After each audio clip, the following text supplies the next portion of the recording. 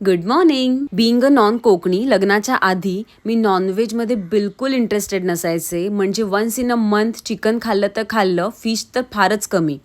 आणि आता after marriage मी fish मार्केटमध्ये जाऊन घेऊन ते सगळं बनवतीये.